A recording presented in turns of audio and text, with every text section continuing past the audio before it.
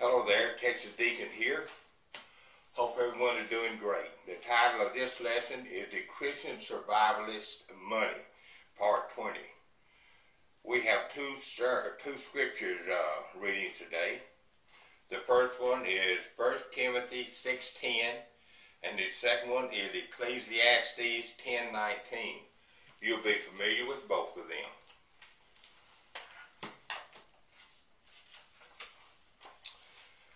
For the love of money is the root of all kinds of evil, for which some have strayed from the faith in their greediness, and pierced themselves through with many sorrows. When poor people get rich, sometimes they just stray from their upbringing. TV ministers, some of those we know, started out with their hearts in the right place, serving the Lord, had good ministries, a lot of followers sent them money, and the money led them astray. It can happen to any of us if we're not careful, okay? Don't let it happen to you. The second one is Ecclesiastes 10:19. A feast is made for laughter, and wine makes merry, but money answers everything. How many times have you heard the old saying, money is the answer to all questions? Well, it came right out of the Bible. Where are we now? Oh, first of all, what is money? Money is just a medium of exchange. A vast majority of the world uses the same thing we do, paper bills and metal coins. Very few people have an understanding of the true value of money. I personally believe a person begins to understand the value of money when they come to the understanding that a dollar bill and a $100 bill are printed on the same piece of paper. That's the first thing. And the second thing is that God did not print it.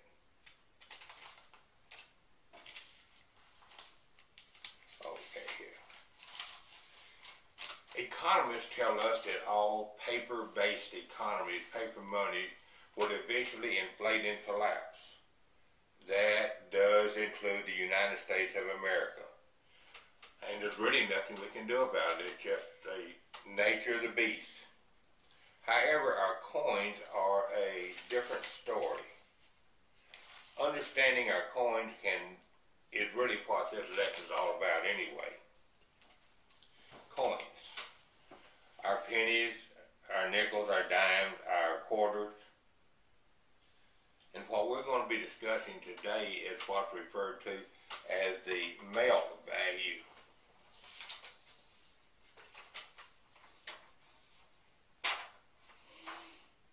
The melt value, you go online and just plug in the melt value of U.S. coins and you'll get a printout on a daily basis. It does change every day as the cost of metals change. I'm going to make you aware of the value of the various coins to start with. They all have different melt or metal values. Of course, we'll start with the penny, the 1-cent coin. Now, our earlier pennies, 1981 and earlier, are 95% copper. And have a melt value, a dollar's worth of these pennies, 1981 and earlier, are worth $2.49, a little over $2.49. That makes them real money when the coin is worth 2.5 times its face value. Now, 1982, the 1-cent coin could be either 95% copper or it could be the modern coin, which is multi-zinc. So when I break my coins down, I label them 1981 and earlier, 1982. Most of these will be in this category. However, I just do it since you got to check your dates on them anyway. And then the third category is 1984 and newer.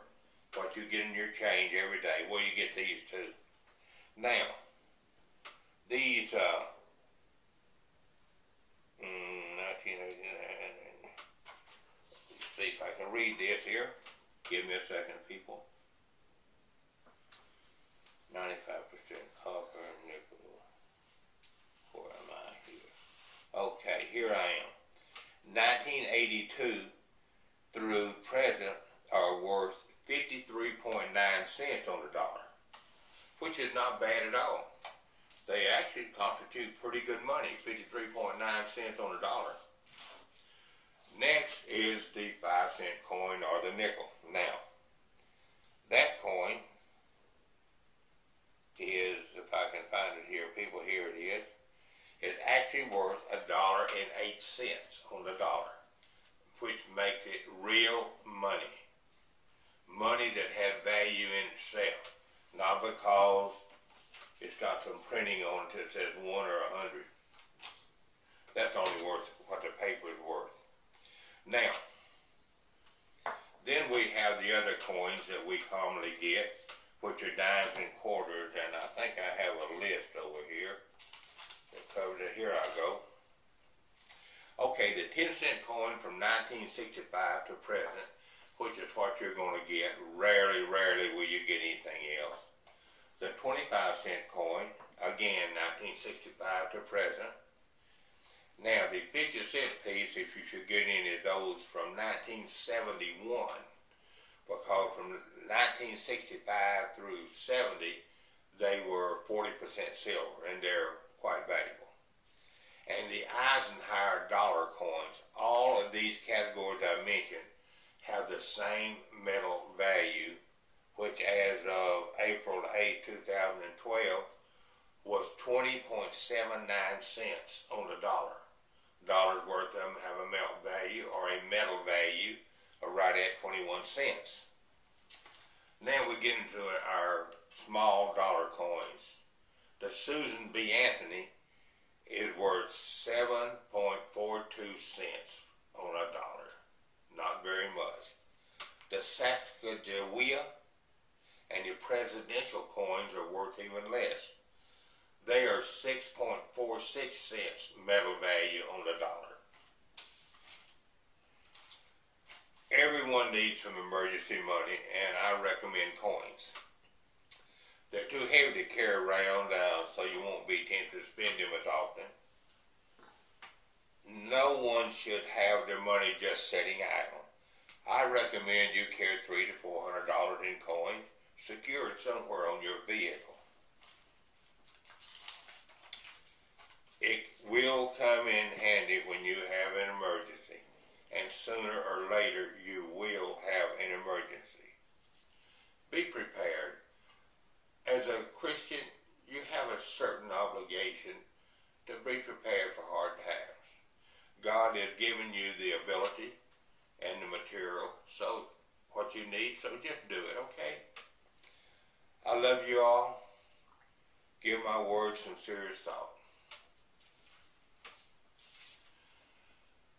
May God continue to bless America. May God continue to bless the Republic of Texas. And may God continue to bless